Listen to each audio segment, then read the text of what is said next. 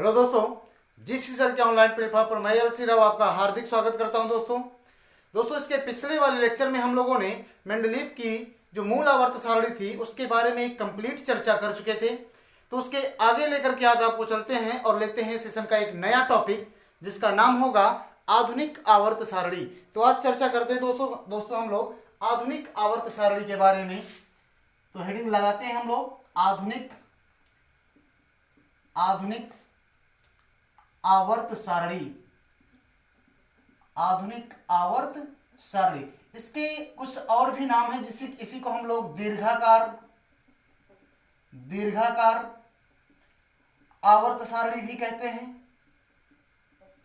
दीर्घाकार आवर्त सारणी या इसी को आवर्धित आवर्त सारणी, आवर्धित आवर्त सारणी के नाम से भी ये जाना जाता है। तो सारी चीजें मिला जुला करके एक ही है, चाहे उसे आप दीर्घाकार आवर्त सारणी कह लीजिए या आवर्धित आवर्त सारणी कह लीजिए या फिर उसे आप आधुनिक आवर्त सारणी कह लीजिए, सब मिला जुला करके एक ही बात होती है। तो आज इसके बारे में पूरा डिटेल में कंप्लीट चर्चा इसके बारे में आज हम लोग करते हैं। तो शुरुआत करते हैं कि इसकी प्रतिपादन के बारे में, इसके खोज के बारे में, किसने किया, किसने बनाया, कैसे बनाया, क्या किया, तो उसके बारे में देखते हैं।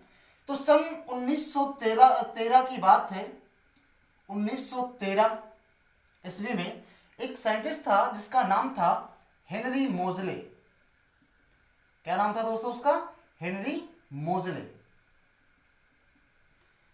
हेनरी मोजले ने क्या किया, एक आवर्त सारणी बनाई और उस आवर्त सारणी का नाम क्या दिया गया? आधुनिक आवर्त सारणी, या उसे हम लोग दीर्घाकार आवर्त सारणी या आवर्धित आवर्त सारणी कहते हैं। इनकी ये जो आवर्त सारणी है, ये आवर्त सारणी बोरबरी का नियम,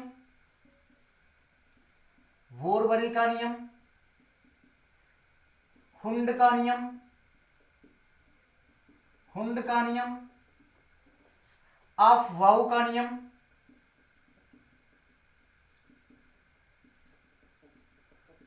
या फिर पाउली के अपवर्जन का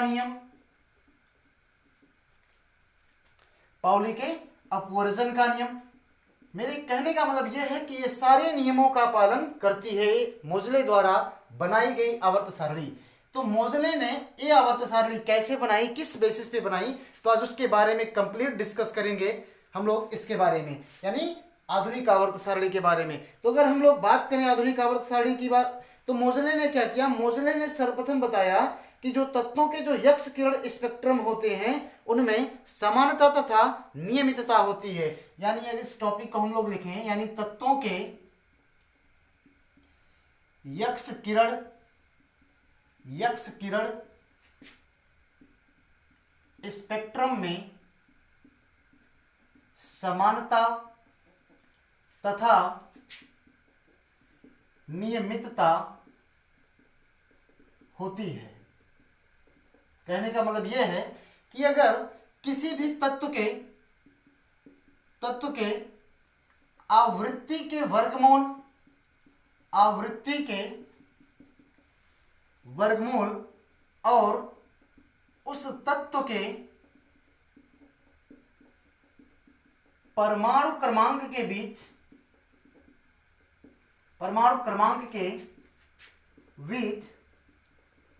ग्राफ खींचा जाए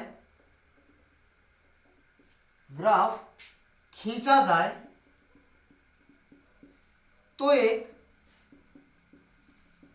सरल रेखा प्राप्त होती है। यानी किसी भी तत्व के यक्ष किरण स्पेक्ट्रम में समानता तथा नियमितता होती है। यदि किसी भी तत्व के आवृत्ति के वर्गमूल और परमाणु क्रमांक के बीच अगर ग्राफ खींचा जाए तो अपने को क्या मिलेगी? एक सरल रेखा प्राप्त होगी। यानी जैसे मान लिया जाए दो एक्सिस ले लें हम लोग, एक ये है एक्स एक्सिस और यहाँ पे दूसरा है हमारे पास वाई एक्सिस, ये इसका ओरिजिन है।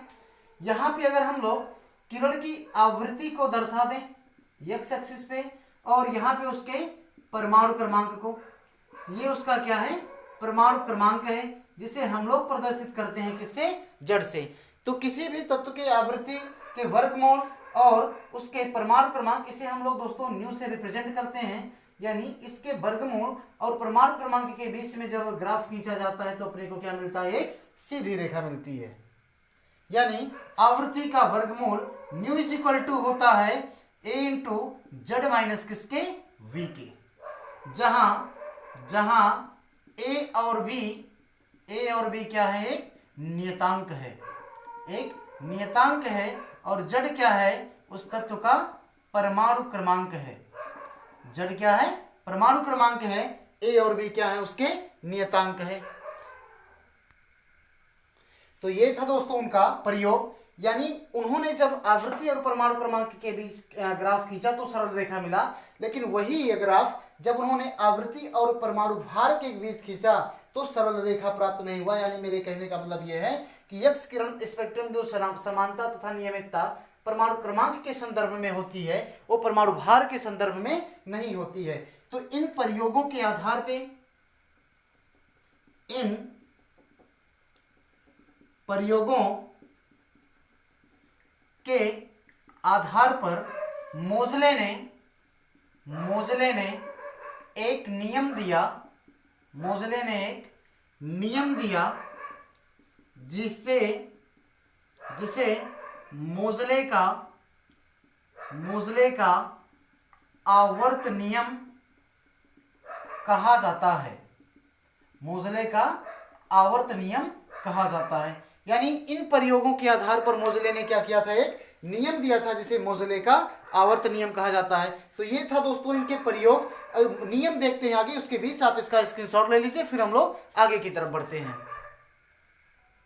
तो आगे बढ़ते दोस्तों और देखते हैं इनका नियम क्या है, क्या नियम इन्होंने दिया था। तो नियम बिल्कुल सेम वही है जो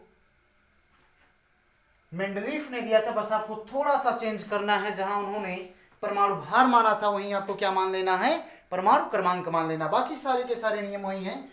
यानी इन्होंने बताया कि तत्वों के भौतिक एवं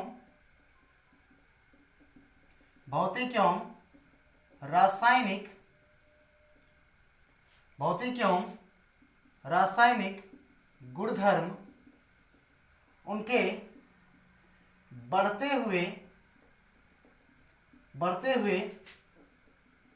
परमाणु क्रमांक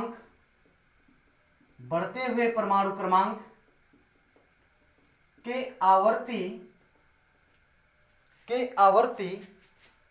फलन होते हैं। दिखाई दे रहा है आपको? हाँ ठीक है। यानी कि तत्वों के भौतिक एवं रासायनिक गुण, यहां आप याद रखेंगे उनके बढ़ते हुए परमाणु क्रमांक, ये वाला टर्म आपको याद रखना है। परमाणु क्रमांक के क्या होते हैं, आवर्ती फलन होते हैं। यानी इनके कहने का मतलब यह था कि यदि तत्वों को उनके बढ़ते हुए परमाणु क्रमांक के आधार पर, परमाणु क्रमांक के आधार पर व्यवस्थित, परमाणु क्रमांक के आधार पर व्यवस्थित किया जाए तो एक निश्चित अंतराल के बाद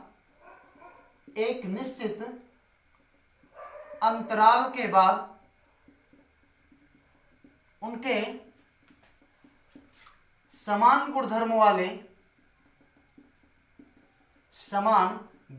वाले तत्वों की पुनरावृत्ति होती है।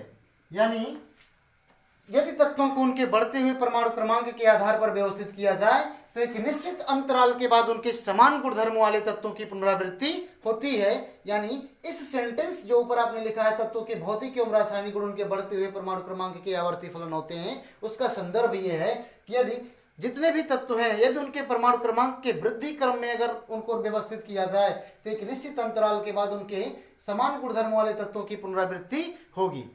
ये किसने बताया? ये बताया मोजले ने। इसीलिए इस आवर्त सारणी को मोजले की आवर्त सारणी भी कहा जाता है। मोजले की आवर्त सारणी भी बोला जाता है।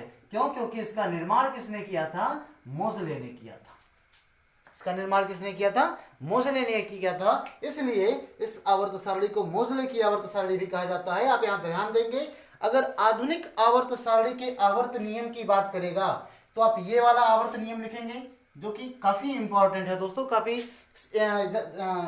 टीजीटी के लेवल पे, पीजीटी के लेवल पे, एलटी के लेवल पे ये आपसे पूछा जाएगा कि आधुनिक आवर्त सारणी जो बनाई गई है वह किसके आवर्ती फलन है।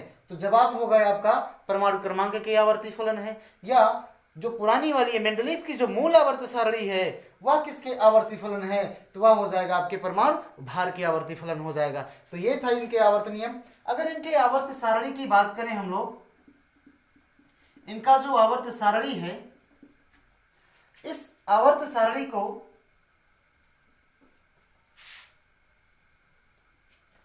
7 36 पंक्तियां यानी कि 7 आवर्तों में बांटा गया है। इनकी विभाजन, आवर्त सारणी के विभाजन की बात करें अगर हम लोग, तो 7 आवर्तों में बांटा गया, यानी कि कुल 7 36 पंक्तियां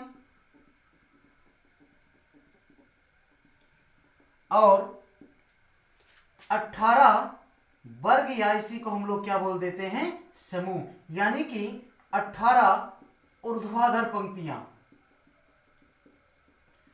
36 पंक्तियों को हम लोग कहते हैं आवर्त, हम लोगों ने पिछले लेक्चर में ही सीखा था। और ऊर्ध्वाधर पंक्तियों को क्या बोलते हैं हम लोग? वर्ग बोलते हैं, या फिर क्या बोलते हैं? समूह बोलते हैं। यानी कि जो 7 36 पंक्तियां हैं, जिनमें से जो पहली 36 पंक्ति है यानी कि जो पहला आवर्त है, उसमें तत्वों की जो संख्या है वो मात्र 2 तत्व रखे गए हैं, इसलिए इसे हम लोग अति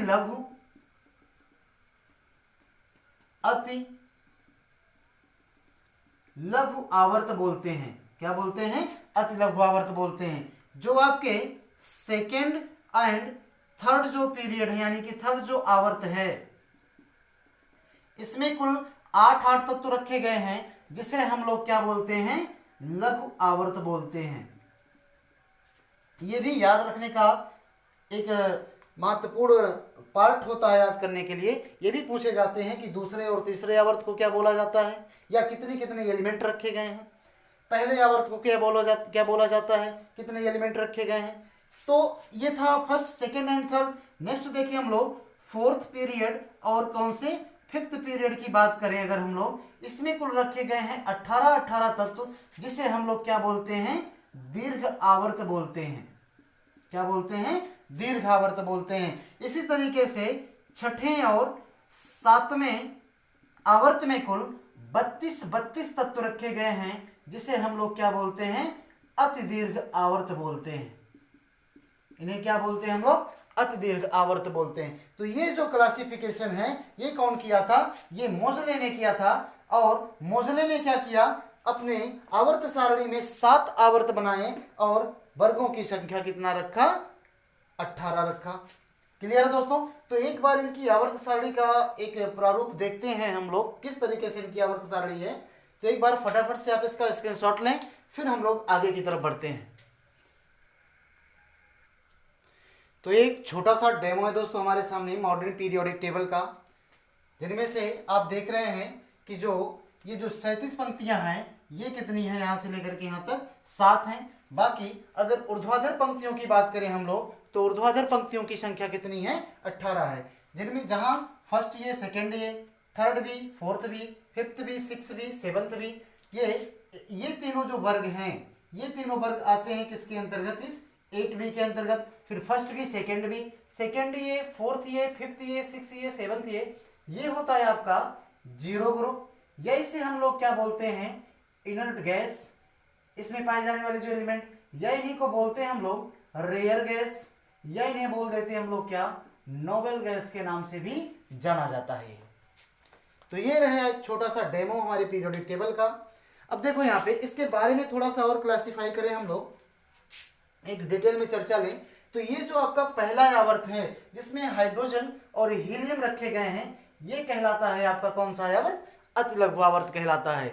और दूसरे और तीसरे में आप देख रहे हैं कि 2 और ये इधर 6, 6 2 8 8 तत्व रखे गए हैं, ये कहलाते हैं आपके लघु आवर्त। तीसरे और चौथे में चौथे और पांचवें में रखे गए हैं 18 18, जो कहलाते हैं दीर्घावर्त। छठे और सातवें में क्या रखे गए हैं आपके 32 32 तत्व रखे गए हैं, जिन्हें हम लोग क्या बोलते हैं, अति दीर्घावर्त कहते हैं। यहां आप देखेंगे कि ये जो अगर इसके ब्लॉकों यानी जो मॉडर्न पीरियोडिक टेबल है हमारा आधुनिक आवर्त सारणी, इसे हम लोग 4 ब्लॉक में बांटते भी, यानी ब्लॉक कितने हैं इसके 4 है। यानी एक होता है आपका यस ब्लॉक, और दूसरा होता है आपका पी ब्लॉक, तीसरा होता है आपका डी ब्लॉक, और चौथा होता है आपका एफ ब्लॉक। तो कहां से कहां तक यस ब्लॉक होते हैं, कहां से कहां तक पी ब्लॉक होते हैं, कौन डी होते हैं, कौन एफ होते हैं, थोड़ी सी चर्चा उसके बारे में करेंगे। उसके बाद में इसके बारे में हम लोग डिटेल में चर्चा करेंगे कि क्या होते हैं। तो ये होता है आपका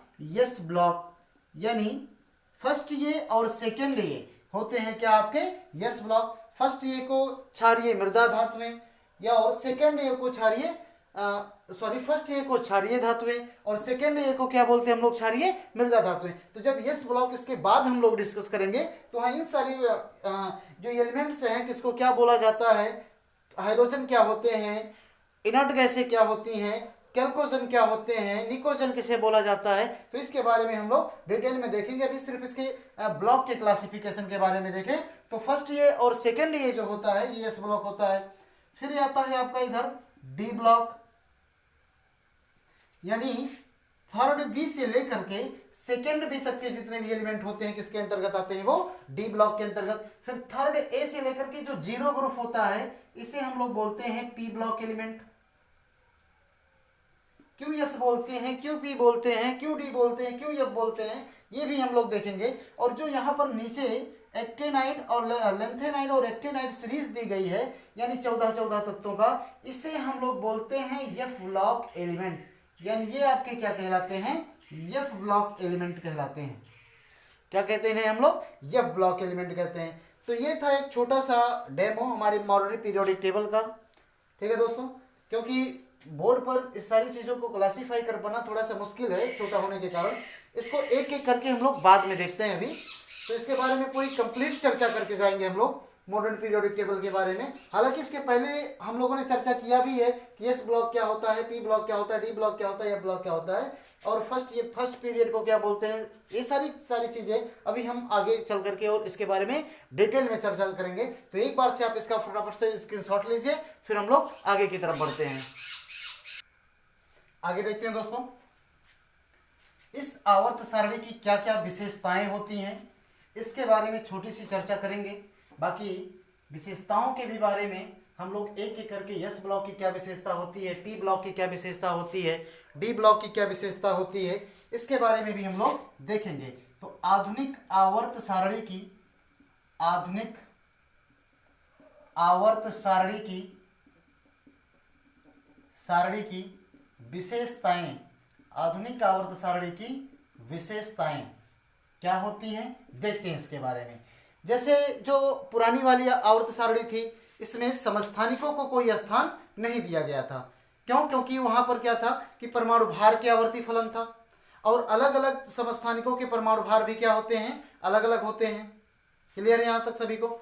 लेकिन यहां पर क्या था, जब ये परमाणु क्रमांक पर आधारित है आवर्त सारणी, परमाणु क्रमांक की आवर्ती फलन होती है, तो यहां पर जो समस्थानिक होते हैं उनका मैटर सॉल्व हो जाता है।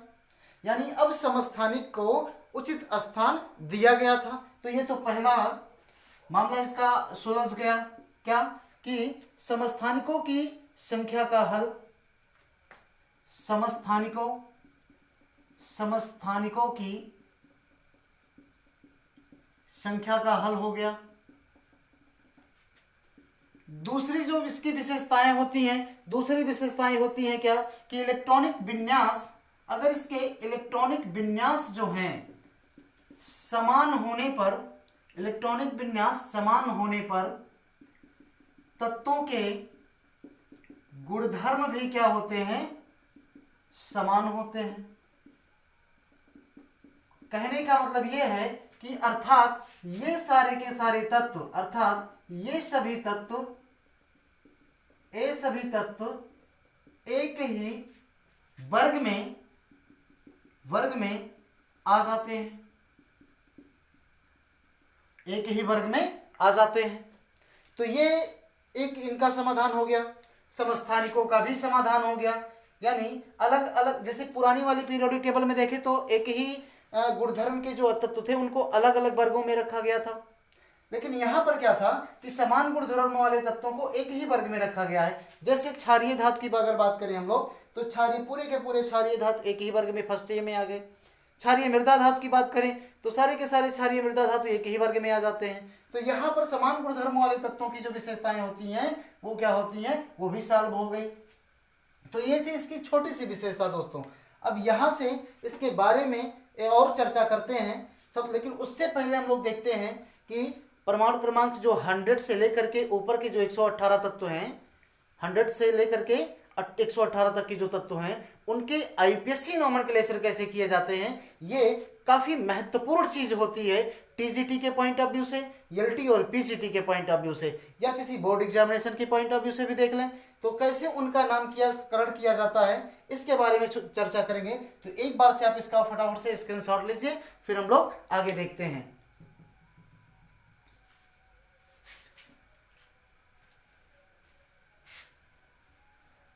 परमाणु क्रमांक 100 के ऊपर अगला जो टॉपिक है, परमाणु क्रमांक 100 के ऊपर आने वाले तत्वों का नामकरण। तो इनका जो नामकरण किया जाता है ये आईयूपीएससी पद्धति द्वारा किया जाता है। किस पद्धति द्वारा किया जाता है? आईयूपीएससी पद्धति द्वारा किया जाता है। तो कैसे किया जाता है इसके बारे में देखते हैं हम लोग। जैसे एक संख्या होती है उसे आप पहले नोट करके रखेंगे। अगर 0 है तो 0 के लिए यूज किया जाता है नील। 0 के लिए क्या यूज करते हैं हम लोग? नील। 1 के लिए यूज करते हैं हम लोग क्या? अन। 1 के लिए क्या यूज करते हैं? अन। 2 के लिए हम लोग यूज करते हैं, डाई नहीं यूज करते दोस्तों, ध्यान देंगे यहाँ पे, बाई यूज करते हैं। 2 के लिए क्या यूज करेंगे? बाई। 3 के लिए यूज करते हैं ट्राई। 4 के लिए यूज करते हैं क्वाड। यहां पर टेट्रा नहीं यूज करेंगे, क्या यूज करेंगे हम लोग? क्वाड। और 5 के लिए यूज करते हैं हम लोग पेंट। 6 के लिए यूज करते हैं हेक्स। 7 के लिए हम लोग वहां पर हेप्ट यूज करते थे, लेकिन यहां पर हम लोग क्या यूज करेंगे? सेप्ट। 7 के लिए सेप्ट हो जाएगा। 8 के लिए हम लोग यूज करते हैं यहां पे ऑप्ट। 9 के लिए नॉन, सॉरी 9 के लिए हम लोग यूज करते हैं ईएन, अन। ये इतनी संख्याएं होती है जिसके थ्रू हम लोग जितने भी परमाणु क्रमांक 100 से अधिक ऊपर आने वाले तत्वों का आईपीएससी नामकरण किया जाता है। जैसे मान लिया जाए हमको परमाणु क्रमांक 115 वाले तत्व का नाम देखना है। तो कैसे देखेंगे हम लोग? कैसे देखा जाएगा इसके बारे में देखते हैं। 1 के लिए क्या यूज करेंगे हम लोग? अन। क्या लिखा हमने? अन। फिर यहां पर 1 है, फिर इसके लिए हम लोग क्या लिखेंगे? अन, लेकिन यहां पर स्मॉल में, यानी पहला लेटर कैसा होगा? कैपिटल होगा, बाकी सारे के सारे क्या हो जाएंगे? स्मॉल। फिर 5 के लिए क्या यूज करते हैं? पेंट। पेंट लिख दिया।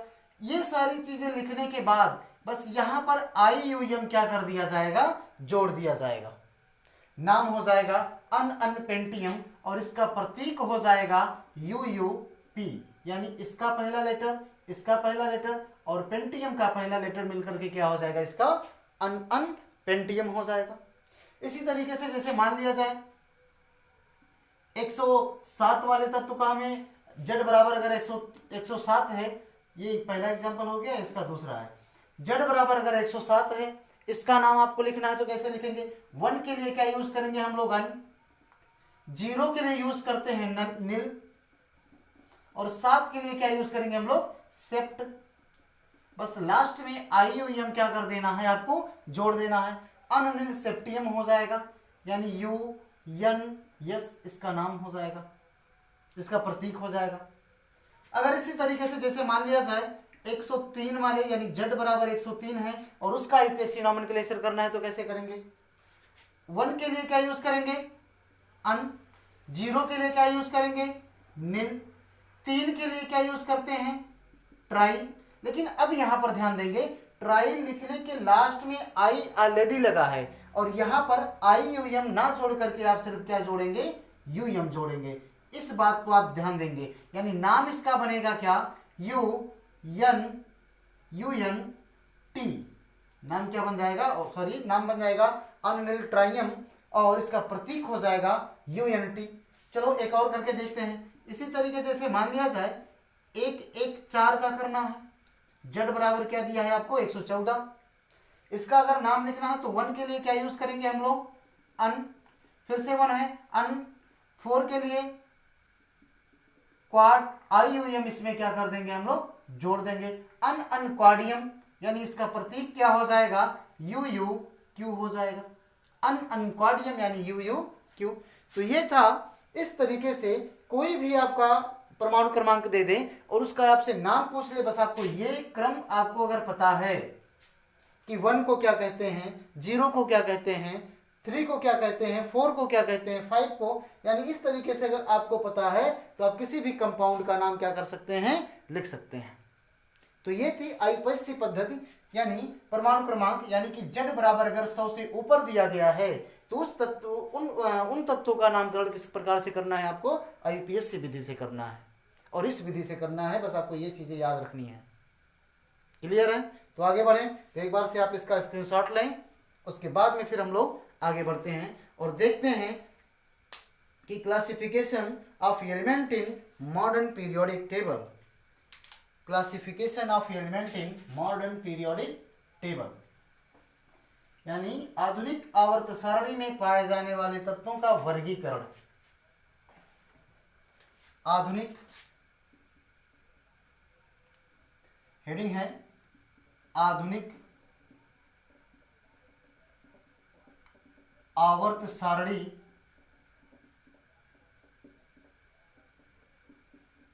के तत्वों का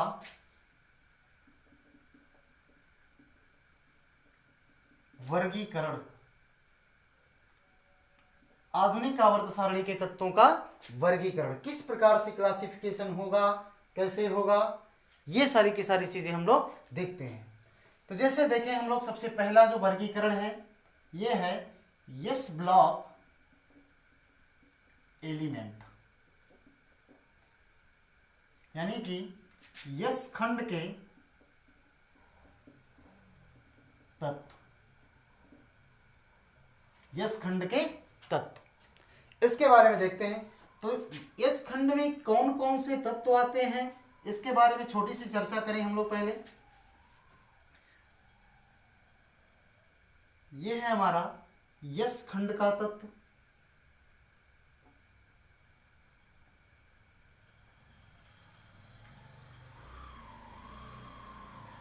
ये यस खंड के तत्व हैं।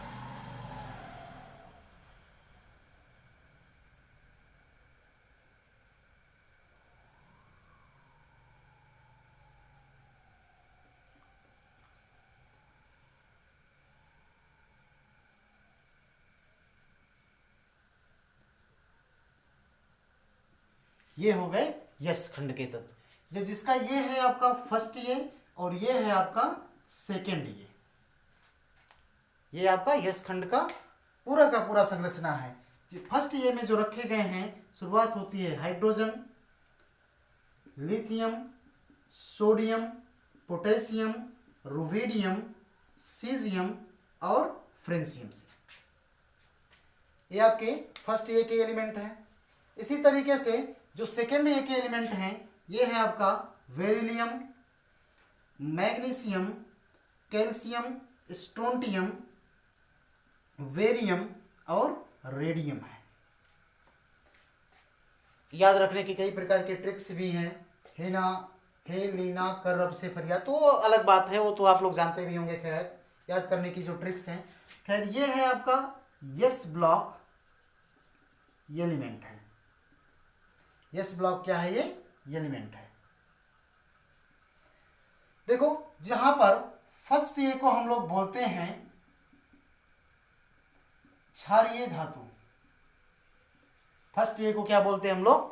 क्षारीय धातु। और सेकंड ए को बोलते हैं हम लोग क्षारीय मृदा धातु। सेकंड ए को क्या बोलते हैं? क्षारीय मृदा धातु। फर्स्ट ए की बात करें, फर्स्ट ए में जो हाइड्रोजन है, हाइड्रोजन को अगर छोड़ दिया जाए तो बाकी बचे हुए जितने भी एलिमेंट हैं सारे के सारे एलिमेंट कैसे हैं? ये मेटल हैं, यानी कि धातु है। बस ये हाइड्रोजन जो है, हाइड्रोजन को अगर, हाइड्रोजन किस स्टेट में पाया जाता है? आपका गैसियस स्टेट में पाया जाता है। और ये आपका क्या है? एक नॉन मेटल है, यानी कि अधातु है। ठीक है। और सारे के सारे पाए जाते हैं किस स्टेट में? यहाँ पे सॉलिड स्टेट में, यानी कि ठोस अवस्था में पाए जाते हैं, बस हाइड्रोजन को अगर छोड़ दिया जाए। जिनमें से फ्रेंसियम और रेडियम ये आपके रेडियो सक्रिय हैं,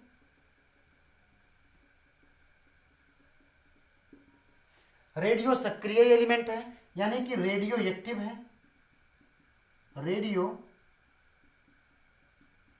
सक्रिय तत्व। रेडियो एक्टिवता क्या होती है दोस्तों? ये भी टीजीटी और एलटी के सिलेबस में है।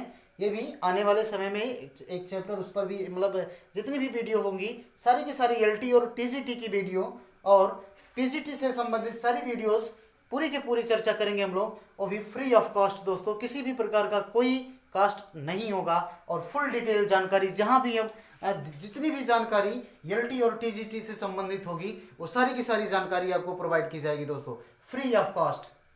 हमें शिक्षा का व्यापार नहीं करना है, बस हम ये जानते हैं कि आपकी एक सीट सुनिश्चित होनी चाहिए। तो ये था यस ब्लॉक एलिमेंट। अब इसके बारे में एक एक करके सारी चीजें देखते हैं, पूरी बखिया उधेड़ के रखेंगे यस ब्लॉक का हम लोग। यानी यस ब्लॉक किसे कहते हैं? सबसे पहले ये देखते हैं, तभी इसकी परिभाषा होगी, ऐसे तत्व जिनका इलेक्ट्रॉनिक विन्यास करने पर अंतिम इलेक्ट्रॉन, या इसी को विभेदी इलेक्ट्रॉन भी बोला जाता है, अंतिम इलेक्ट्रॉन यस उपकोष में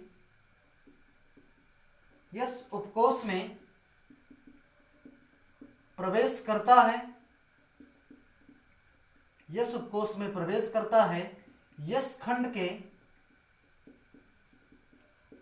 तत्व कहलाते हैं। ये इसकी पहली प्रॉपर्टीज हो गई, पहली विशेषता हो गई। यानी ऐसे तत्व जिनका इलेक्ट्रॉनिक विन्यास करने पर अंतिम इलेक्ट्रॉन यस उपकोष में प्रवेश करता है, यस खंड के तत्व कहलाते हैं। कोई सा भी आप एग्जाम्पल के लिए हम लोग यहाँ पर देख ले, जैसे सोडियम है हमारे पास 11, सोडियम क्या है? 11। इसका इलेक्ट्रॉनिक विन्यास जब हम लोग करते हैं तो 1s2, 2s2 और 2p6 और क्या आता है यहाँ पे 3s1।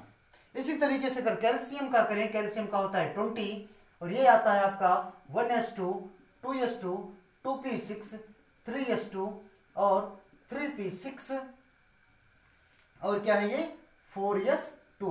2 2 4 6 10, 2 12 6 18 2 20। इस तरीके से आप देख रहे हैं कि जो भी अंतिम इलेक्ट्रॉन है, यानी ये और ये अंतिम इलेक्ट्रॉन किस उपकोष में जा रहे हैं? यस उपकोष में जा रहे हैं। इसलिए ये किस खंड के तत्व हैं? ये यस खंड के तत्व हैं। क्लियर है?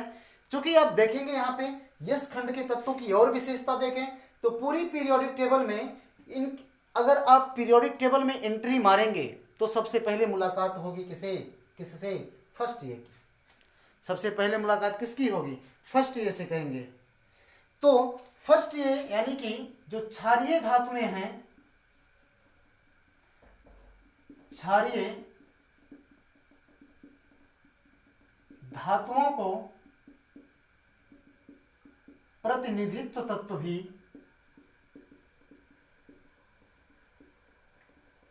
कहा जाता है। क्यों ऐसा कहा जाता है? क्योंकि स्वागत यही आपका करेंगे। अगर आप पीरियोडिक टेबल में एंट्री मारे तो ये वेलकम यही करेंगे आपका, इसलिए इनको क्या बोला जाता है? प्रतिनिधित्व तत्व भी बोला जाता है। किसे? फर्स्ट ए को। फर्स्ट ए को क्या बोलेंगे दोस्तों? प्रतिनिधित्व तत्व भी बोला जाता है। नेक्स्ट जो प्रॉपर्टीज होती हैं, मैंने आपको बताया कि अगर हाइड्रोजन को छोड़ दिया जाए, हाइड्रोजन को क्या कर दे, अगर हम लोग छोड़ दें तो बचे हुए जितने भी एलिमेंट होते हैं सारे के सारे एलिमेंट कैसे हैं, धातु हैं। यानी हाइड्रोजन को छोड़कर जितने भी तत्व हैं, जितने भी तत्व हैं, सभी तत्व क्या हैं, धातु होते हैं।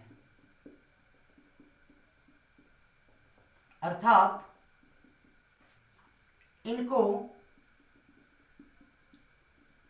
काटने पर इनकी सतहें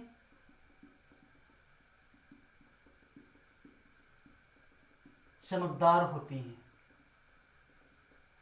इनकी सतहें कैसी होती हैं, चमकदार होती हैं। यानी कि हाइड्रोजन को अगर छोड़ दिया जाए, और मैंने कल आपको दोस्तों बताया था कि हाइड्रोजन को क्या बोला जाता है, घुमक्कड़ तत्व भी बोला जाता है। क्यों? क्योंकि इसे फर्स्ट ए के साथ भी रख सकते हैं और इसे हाइड्रोजन एटम के साथ भी रखा जा सकता है। यानी तो ये प्रॉपर्टीज हो गई। क्षारीय धातुओं को प्रतिनिधित्व तत्व भी कहा जाता है, और हाइड्रोजन को अगर छोड़ दिया जाए तो इसे क्या कहते हैं हम लोग, जितने भी तत्व हैं सारे के सारे तत्व धातु हैं, अर्थात इनको अगर काटा जाए तो इनकी सतहें क्या होंगी, चमकदार होंगी। लिथियम जो है यहाँ पे, लिथियम सर्वाधिक क्रियाशील धातु है। लिथियम क्या है, सर्वाधिक क्रियाशील धातु ना करके यहाँ पे तत्व कर दे तो ज्यादा बेटर होगा। सर्वाधिक क्रियाशील तत्व है, इसलिए इसे मोम में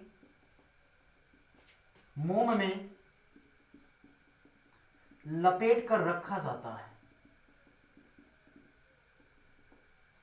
मोम में लपेट कर क्या किया जाता है, इसे रखा जाता है। किसको, इस लिथियम को। लिथियम जो है सर्वाधिक क्रियाशील तत्व है, इसे हम लोग किस में रखते हैं, मोम में लपेट कर रखते हैं। क्रियाशील सोडियम भी होता है, जबकि सोडियम को केरोसिन में डुबोकर रखा जाता है। सोडियम को किस में डुबोकर रखते हैं हम लोग, केरोसिन में डुबोकर रखते हैं।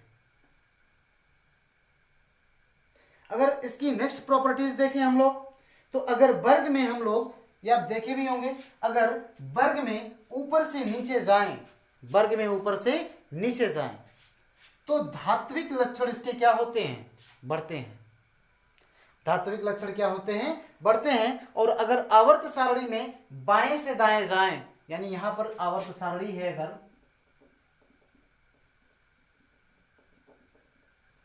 तो अगर ये वर्ग है आपका और ये क्या है आपका, आवर्त है, दिखाई दे रहा है आपको, हाँ वर्ग है, ये आवर्त है। अगर वर्ग में आप ऊपर से नीचे जा रहे हैं, ऊपर से नीचे, और आवर्त में बाएं से दाएं, वर्ग में ऊपर से नीचे और आवर्त में बाएं से दाएं, तो अगर आप वर्ग में ऊपर से नीचे जा रहे हैं तो धात्विक लक्षण इसका क्या होगा, ये पॉइंट्स आप नोट करके रखेंगे दोस्तों, ये इंपॉर्टेंट पॉइंट है। ये धात्विक लक्षण क्या होगा इसका, बढ़ेगा। धात्विक लक्षण इसका बढ़ेगा। लेकिन अगर आप आवर्त में बाएं से दाएं जा रहे हैं तो धात्विक लक्षण इसका क्या होगा, घटेगा। धात्विक लक्षण क्या होगा, वहां पे घटेगा। अगर धात्विक लक्षण बाएं से दाएं जाने पर घट रहा है तो अधात्विक लक्षण क्या होगा, बढ़ेगा। यानी इनके धातुओं के जो ऑक्साइड होते हैं वो क्षारीय होते हैं, यानी कि ऊपर से नीचे जाने पर क्षारीयता का क्रम भी क्या होता है, बढ़ता है, और बाएं से दाएं जाने पर क्षारीयता क्या होती है, घटती है, अम्लीयता बढ़ती है। तो इस पॉइंट्स को आप नोट करके रखेंगे दोस्तों। यानी अगर इसे यहां पर लिखा जाए तो वर्ग में ऊपर से नीचे जाने पर, वर्ग में ऊपर से नीचे जाने पर धात्विक लक्षण धात्विक लक्षण बढ़ते हैं, अर्थात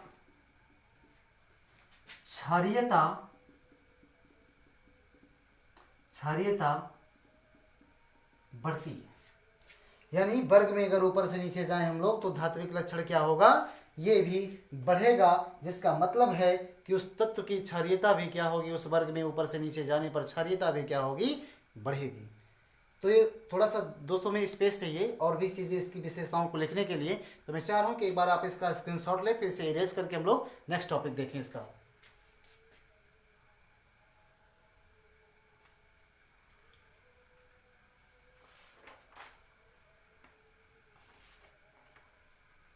तो आगे देखते हैं दोस्तों।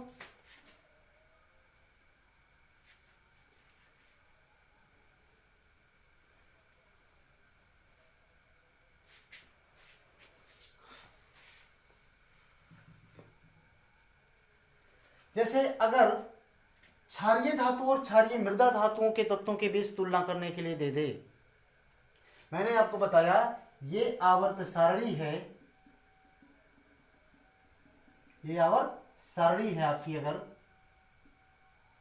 और अगर आप आवर्त सारणी में बाएं से दाएं जाएं,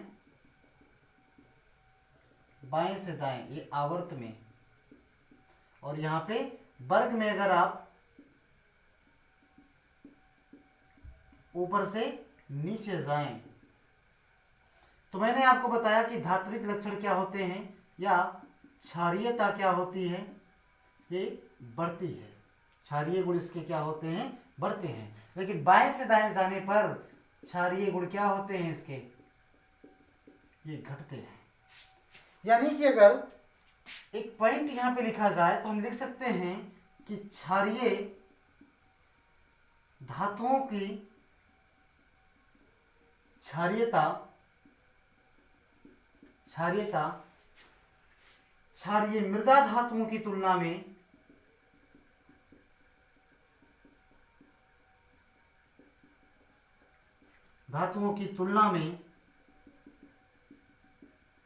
अधिक होती है।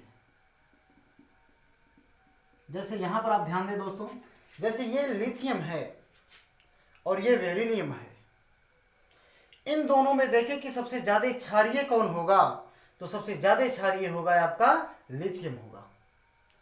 सबसे ज्यादा क्षारीय कौन होगा, लिथियम होगा। और सबसे कम क्षारीय को, इन दोनों में सब कम क्षारीय कौन होगा, बेरिलियम होगा। इन दोनों में देखें सोडियम और मैग्नीशियम में कि सबसे ज्यादा क्षारीय कौन होगा, तो सबसे ज्यादा क्षारीय सोडियम होगा और उससे कम क्षारीय कौन होगा आपका, मैग्नीशियम होगा। इन दोनों में देखें तो पोटेशियम होगा ज्यादा क्षारीय और उससे कम क्षारीय कौन होगा, कैल्शियम होगा। इन दोनों में देखें तो रुबिडियम ज्यादा क्षारीय होगा, स्ट्रोंटियम क्या होगा, वहां पे कम क्षारीय होगा। तो यानी यही मैंने लिखा कि क्षारीय धातुओं की जो क्षारीयता होती है वह क्षारीय मृदा धातुओं की तुलना में क्या होती है, अधिक होती है, क्षारीय मृदा धातुओं की।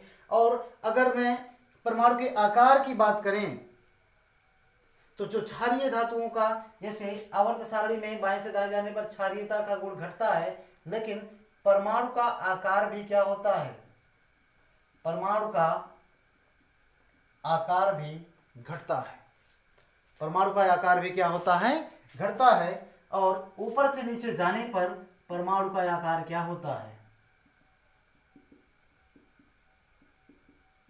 ये भी बढ़ता है। बात समझ में आई? तो यानी एक पॉइंट अगर हम लोग यहां पे लिखें कि जो क्षारीय धातुएं हैं, क्षारीय धातुओं के परमाणु का आकार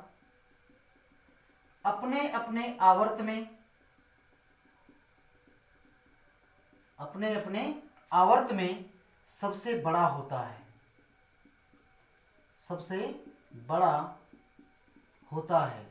और एक पॉइंट आप जान लीजिए दोस्तों कि परमाणु का आकार जितना बड़ा होगा, जितने ज्यादा बड़ा परमाणु होगा, वहां से इलेक्ट्रॉन को निकालने के लिए उतने कम एनर्जी की आवश्यकता होगी, अर्थात और इनकी आयनन ऊर्जा सबसे आयनन ऊर्जा आवर्त में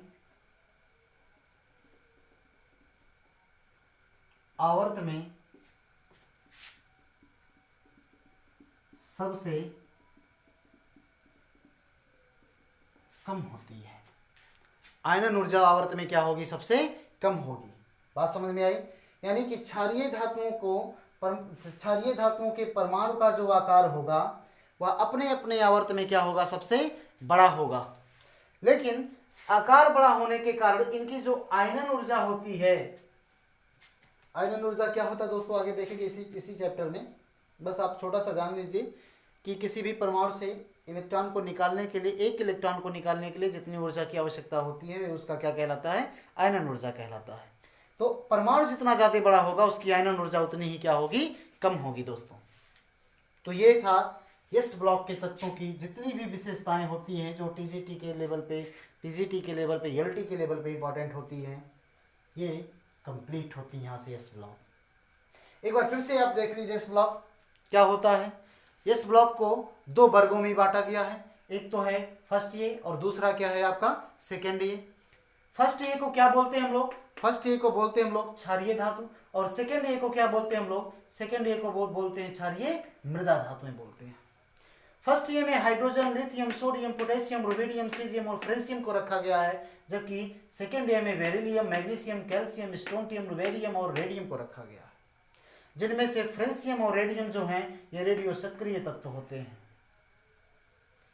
हाइड्रोजन जो है, हाइड्रोजन यहाँ पे देख लीजिए आप लोग, गैसीय अवस्था में पाया जाता है और यह एक आधातु है।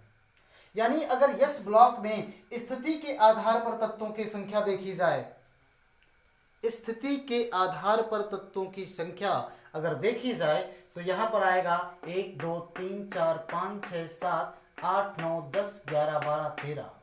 कितना आएगा? 13 आएगा। स्थिति के आधार पर तत्वों की संख्या कितनी है? 13 है। लेकिन अगर गुणों के आधार पर देखा जाए तत्वों की संख्या तो हाइड्रोजन को हटा दिया जाता है और तब बचे हुए तत्वों की संख्या कितनी हो जाती है? यहाँ पे 12। ये पॉइंट आप जरूर नोट करके रखिएगा। कभी भी वीडियो आप देखिए तो कॉपी और पेन लेकर के रखा करिए अपने पास। कुछ ऐसी इंपॉर्टेंट चीजें अगर आपको मिलती हैं तो उसे आप तुरंत नोट डाउन किया करिए। मैंने क्या बताया कि स्थिति के आधार पर जो तत्वों की संख्या होती है वह होती है 13, और प्रॉपर्टीज यानी कि गुणों के आधार पर जो तत्वों की संख्या होती है हाइड्रोजन को हटा दिया जाता है, बाकी बचे हुए 12 तत्व आते हैं। लेकिन अगर इलेक्ट्रॉनिक विन्यास के आधार पर देखा जाए तो इलेक्ट्रॉनिक विन्यास के आधार पर जो तत्वों की संख्या होती है वह होती है आपकी 14, क्योंकि हीलियम भी होता है 1s2, उसका भी अंतिम इलेक्ट्रॉन s कोश में ही प्रवेश करता है। तो यहां पर क्या हो जाएगा? स्थिति के आधार पर 13, गुणों के आधार पर 12, लेकिन अगर इलेक्ट्रॉनिक विन्यास के आधार पर देखा जाए तो इलेक्ट्रॉनिक विन्यास के आधार पर तत्वों की संख्या कितनी हो जाती है? 14 हो जाती है। तो ये थी इस ब्लॉक की प्रॉपर्टीज। मैंने प्रॉपर्टीज में आपको बताया कि ऐसे तत्व जिनके इलेक्ट्रॉनिक विन्यास करने पर उनका अंतिम इलेक्ट्रॉन s कोश में जाता है, इस ब्लॉक के तत्व कहलाते हैं। इस ब्लॉक में जो फर्स्ट ये है, अगर आप पीरियोडिक टेबल में इंटर करेंगे तो सबसे पहली मुलाकात इनसे होगी, इसलिए इनको प्रतिनिधित्व तत्व भी बोला जाता है। प्रतिनिधित्व तत्व भी बोला जाता है। और इनका अगर वर्ग में आप ऊपर से नीचे जाते हैं, वर्ग में ऊपर से नीचे जाने पर क्षारीयता बढ़ती है। क्षारीयता बढ़ने के साथ साथ परमाणु का आकार भी बढ़ता है, और अगर परमाणु का आकार बढ़ेगा तो आयनन ऊर्जा क्या हो जाएगी? कम हो जाएगी। यानी आयनन ऊर्जा का मतलब होता है कि एक इलेक्ट्रॉन को, किसी भी परमाणु से एक इलेक्ट्रॉन को निकालने के लिए जितनी ऊर्जा की आवश्यकता होती है वही क्या कहलाती है? आयनन ऊर्जा कहलाती है। तो इनकी आयनन ऊर्जा क्या होती है? अपने आवर्त में सबसे कम होती है, अपने आवर्त में सबसे कम होती है। Lithium, beryllium, boron, carbon, nitrogen, oxygen, fluorine, neon, ये सारे एलिमेंट पाए जाते हैं। लेकिन उनमें देखा जाए तो लिथियम की जो क्या होगी आयनन ऊर्जा का मान होगा वह सबसे कम होगा। तो ये था इस ब्लॉक के एलिमेंटों की प्रॉपर्टीज। तो एक बार से आप इसका स्क्रीनशॉट ले फटाफट, फिर हम लोग देखते हैं कि पी ब्लॉक एलिमेंट क्या होते हैं, उनकी क्या प्रॉपर्टीज होती है। उसके आगे देखते हैं हम लोग दोस्तों, आगे देखते हैं हम लोग पी ब्लॉक एलिमेंट यानी पी खंड के तत्व क्या होते हैं, कितने कहां से आते हैं, मतलब कितने वर्ग हैं उसमें, ये सारी की सारी डिस्कस करेंगे हम लोग इसमें पी ब्लॉक एलिमेंट में। नेक्स्ट जो टॉपिक है हमारा ये है पी ब्लॉक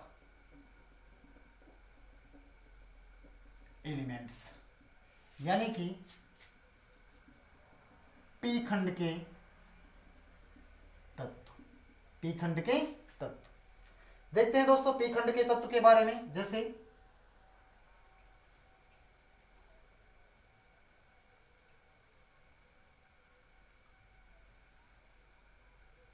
ये है आपका पी ब्लॉक। मैंने इसके पहले भी मॉडर्न पीरियोडिक टेबल आपको बनाया, उसमें भी मैंने पी ब्लॉक की स्थिति थोड़ी बहुत चर्चा किए थे हम लोग, बहुत ज़्यादा डिटेल में चर्चा नहीं किए थे क्योंकि बोर्ड छोटा होने की वजह से दोस्तों बहुत डिटेल में चर्चा वहाँ पर नहीं हो सकती, इसलिए मैंने आपको अलग अलग करके बताने का प्रयास किया। यहाँ आप देखिए ये है आपका पी ब्लॉक, 1 2 3 4 5 6 पी ब्लॉक और पी ब्लॉक के तत्वों की स्थिति 1 2 3 4 5 6 और एक ये हो गया है आपका 7। क्लियर है?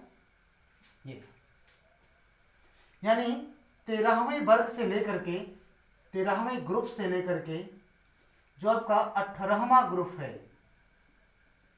जिन्हें आप लोग जीरो ग्रुप बोलते हो, यहां तक आते हैं आपके पी ब्लॉक एलिमेंट। ये कौन से ब्लॉक हैं आपके? पी ब्लॉक एलिमेंट है ये। यानी कि 13वां ग्रुप कौन सा है आपका? थर्ड ए से लेकर के थर्ड ये है आपका, फोर्थ ये फिफ्थ ये सिक्स ये सेवंथ ये, और ये आता है आपका 18वां वर्ग जीरो ग्रुप आता है। देखो ये बोरोन से शुरू होता है, boron, carbon, nitrogen, oxygen, fluorine और ये नियॉन। यहां पर आता है आपका helium, neon, argon, krypton, xenon और रेडॉन। ये है helium, neon, argon, krypton, xenon और रेडॉन है ये। फ्लोरीन, क्लोरीन, ब्रोमीन, आयोडीन और astatine. Oxygen, sulphur, selenium, tellurium और पोलोनियम है। नाइट्रोजन, फास्फोरस, आर्सेनिक, एंटीमनी और बिस्मथ। ये कैपिटल भी रहेगा दोस्तों। कार्बन, सिलिकॉन, जर्मेनियम, टिन और लेड आता है। बोरोन, एल्युमिनियम, गैलियम, इंडियम और थैलियम आते हैं यहाँ पे। ये पूरी की पूरी पी ब्लॉक की जो सरणी है, ये पी ब्लॉक में इतने एलिमेंट रखे गए हैं। नीचे जो आते हैं दोस्तों ये सिंथेटिक एलिमेंट होते हैं, कृत्रिम रूप से बनाए गए एलिमेंट। मैंने आपको बताया यहाँ पे 118, 17। अगर इनके आप एटॉमिक नंबर निकालना चाहो तो आसानी से निकाल सकते हैं हम लोग मैजिक नंबर से। इनके सामने 2 8 8 18 18 32 रख दीजिए आप लोग बस। यानी हीलियम का कितना होता है? 2। आप हीलियम में 8 जोड़ेंगे तो नियॉन का कितना आएगा? 10। नियॉन का कितना आएगा? 10। 10 में 8 जोड़ा तो आर्गन का कितना आया? 18। 18 में 18 जोड़ा तो क्रिप्टॉन का कितना आया? 36। 36 में 18 जोड़ा तो इसका कितना आएगा? तो 36 में जब आप 18 जोड़ेंगे तो 8 6 14, यानी कि आ जाएगा ये 54। 54 में जब आप 32 जोड़ोगे तो आएगा ये 46। 46 में जब आप 32 जोड़ोगे तो आएगा 1118। नाम कैसे लिखा जाएगा मैंने आपको सिखाया। 1 मतलब क्या? अन अन अन अन ऑक्टियम, UUO। अन अन ऑक्टियम इसका नाम हो जाएगा UUO। इसके पहले हम लोगों ने सीखा है। तो इस तरीके से हम लोग क्या कर सकते हैं दोस्तों, पीरियोडिक टेबल में जितने भी एलिमेंट होते हैं उनके एटॉमिक नंबर को निकाल सकते हैं इस तरीके से। तो देखो आगे ये पी ब्लॉक है। पी ब्लॉक में क्या है? इसे हम लोग जो आपका 18वां वर्ग होता है, जो जीरो ग्रुप होता है, इसे हम लोग क्या बोलते हैं? Inert gas. इसमें जितने भी एलिमेंट पाए जाते हैं सारे एलिमेंट क्या कहलाते हैं? Inert gas. इन्हें हम लोग रेयर गैस भी बोलते हैं, इन्हें हम लोग नोबेल गैस भी बोलते हैं। क्लियर है दोस्तों?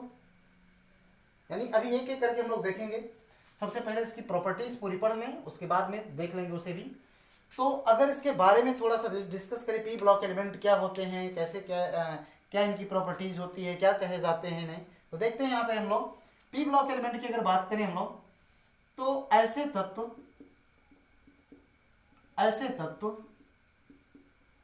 जिनका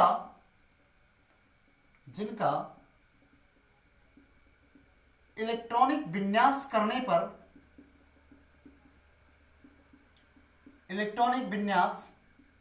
पर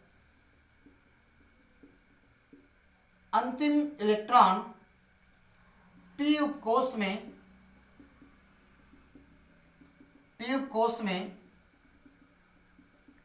प्रवेश करता है, पी खंड के तत्व कहलाते हैं। यानी ऐसे एलिमेंट जिनका इलेक्ट्रॉनिक विन्यास करने पर इनका अंतिम इलेक्ट्रॉन पी उपकोष में प्रवेश करता है, क्या कहलाते हैं, ये पी खंड के तत्व कहलाते हैं। क्लियर है दोस्तों सभी को। यानी कि अगर मैं देखूं यहां पे, तो वर्ग संख्या 13 से लेकर के 18 तक के तत्व, वर्ग संख्या 13 से लेकर के 18 तक के, या ये देखें हम लोग, अथवा थर्ड ए से लेकर के 0 वर्ग यानी शून्य वर्ग के जो तत्व होते हैं, पी खंड के तत्व कहलाते हैं, पी खंड के तत्व कहलाते हैं। क्लियर है सभी को। अब यहां पर ध्यान देने बात यह है कि जो पी ब्लॉक है आपका, इस पी ब्लॉक में मेटल भी है, नॉन मेटल भी है, यानी कि धातु भी है, अधातु भी है, और मेटोलाइट्स भी हैं, यानी कि उपधातु भी इसमें पाए जाते हैं। जैसे इसके सापेक्ष जाएं, जैसे बोरोन, सिलिकॉन, ये जर्मेनियम भी, फिर ये सारी की सारी चीजें,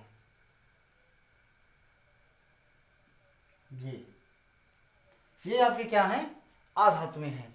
यहाँ नीचे जितने भी एलिमेंट रखे गए हैं सारी की सारी धातुएं हैं, ये उपधातुएं हैं, और इधर जो रखी गई हैं वो क्या है, यहाँ पे अधातुएं हैं, जिनमें से helium, neon, argon, krypton, xenon और रेडॉन, ये सारी के सारे क्या हैं, अक्रिय गैस है। क्लियर है सभी को। यानी यहां पर देखें अगर हम लोग, तो इसमें यानी पी खंड में तीनों, यानी कि धातु, आधातु और उपधातु, तीनों प्रकार के तत्व पाए जाते हैं।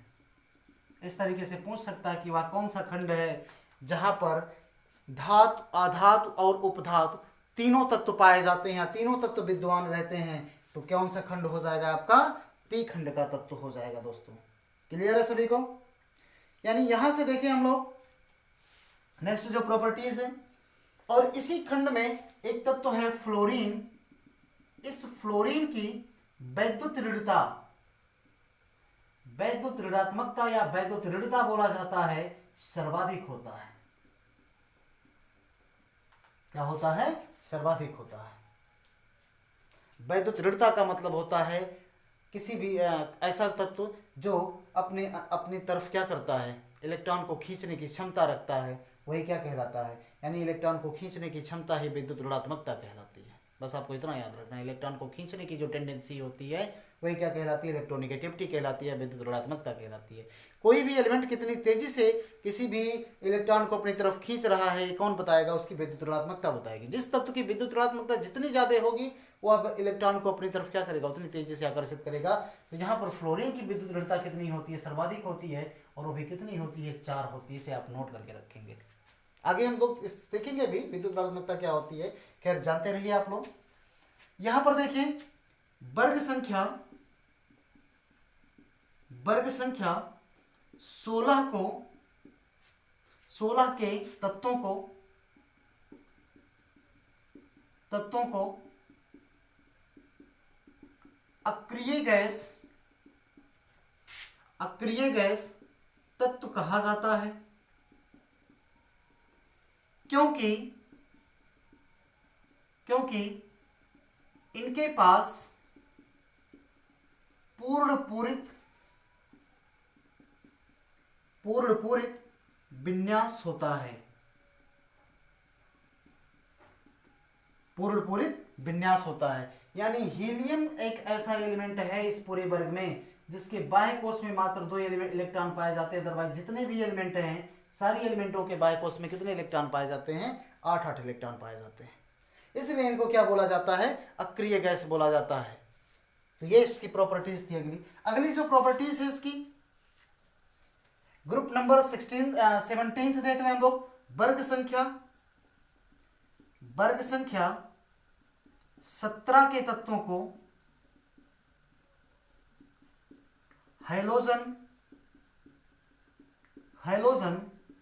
तत्व भी कहा जाता है।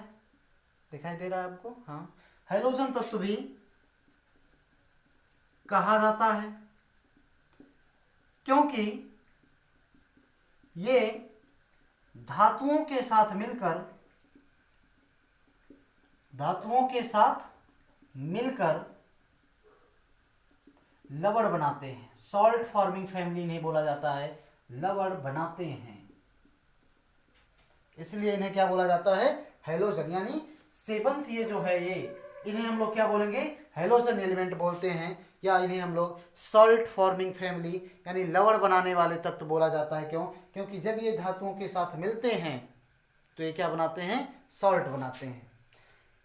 6 की बात करें हम लोग, यानी 16th ग्रुप की बात करें। यहाँ जगह है, मैं यहाँ पे लिख देता हूं, आप मैनेज करिएगा थोड़ा सा।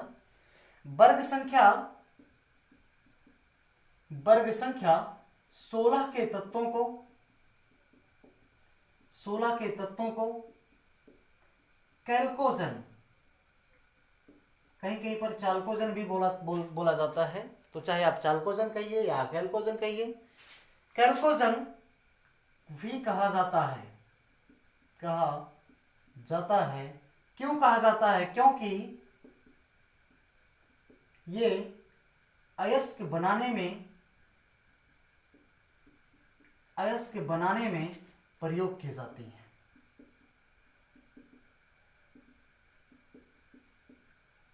अयस्क में बनाने में प्रयोग किए जाने के लिए इन्हें हम लोग क्या बोलते हैं? कैल्कोजन बोलते हैं। तो ये था दोस्तों पूरा पी ब्लॉक एलिमेंट। आपको कैसा लगा आप मुझे बताएंगे, आपको समझ में आया कि नहीं? आप मुझे कमेंट के द्वारा आप अपनी प्रॉब्लम्स जितनी भी हो सकती है बता सकते हैं। आप नीचे कमेंट कर दिया करेंगे, मैं उस चीज़ को बताने का प्रयास करूंगा अगले वीडियो में, अगले लेक्चर में। तो ये पूरा का पूरा था आपका यस ब्लॉक। उसके बाद देखा हम लोगों ने पी ब्लॉक। नेक्स्ट है आपका डी ब्लॉक। हाँ, यहाँ पर अगर आपको यहाँ पर देखेंगे एक छोटी सी बात और है, नाइट्रोजन फैमिली जो है, नाइट्रोजन फास्फोरस आर्सेनिक एंटीमनी और बिस्मथ है, इसे हम लोग निकोजन फैमिली भी बोलते हैं। क्या बोलते हैं इसे? निकोजन फैमिली भी बोला जाता है। तो एक बार फटाफट से पी ब्लॉक को रिवाइज फिर से करते हैं हम लोग। पी ब्लॉक एलिमेंट क्या होता है? ऐसे तत्व जिनका इलेक्ट्रॉनिक विन्यास करने पर अंतिम इलेक्ट्रॉन कहाँ जाए? पी उपकोष में जाए। क्या कहलाता है वो? पी ब्लॉक का तत्व कहलाता है। क्या कहलाता है वो? पी ब्लॉक का तत्व कहलाता है। कहाँ से आते हैं? वर्ग संख्या 13 से 18 अथवा थर्ड ए से 0 वर्ग के तत्व जो होते हैं ये पी खंड के तत्व कहलाते हैं। और पी खंड में तीनों तत्व पाए जाते हैं, तीनों प्रकार के, यानी इसमें यहाँ पे धातु भी पाए जाते हैं, अधातु भी पाए जाते हैं और उपधातुएं भी पाई जाती हैं। वर्ग संख्या 16 के तत्वों को अक्रिय गैस तत्व कहा जाता है। क्यों? क्योंकि इनके पास पूर्ण पूरित विन्यास होता है। पूर्ण पूरित विन्यास होता है। आप जैसे नियॉन का इलेक्ट्रॉनिक कॉन्फ़िगरेशन करेंगे तो 1s2 2s2 2p6 आएगा। इसी तरीके से वर्ग संख्या 17 के तत्वों को हैलोजन तत्व भी कहा जाता है। क्यों? क्योंकि ये धातुओं के साथ मिलकर लवण बनाते हैं। ये धातुओं के साथ मिलकर के क्या बनाते हैं? लवण बनाते हैं। इसी तरीके से वर्ग संख्या 16 के तत्वों को चलकोजन या कलकोजन भी कहा जाता है। क्यों? क्योंकि अयस्क बनाने में भी क्या की जाती है? प्रयोग की जाती है। तो ये था दोस्तों पी ब्लॉक एलिमेंट। फटाफट से आप इसका स्क्रीनशॉट लें और आज के वीडियो को हम लोग यहीं पर समाप्त करेंगे। दोस्तों आपको कैसा लगा आप मुझे लाइक शेयर कमेंट करके जरूर बताएंगे। और अगर आप मेरे चैनल पर नए हैं तो चैनल को सब्सक्राइब भी करेंगे दोस्तों। तो कल फिर मिलते हैं। Then bye to all of you.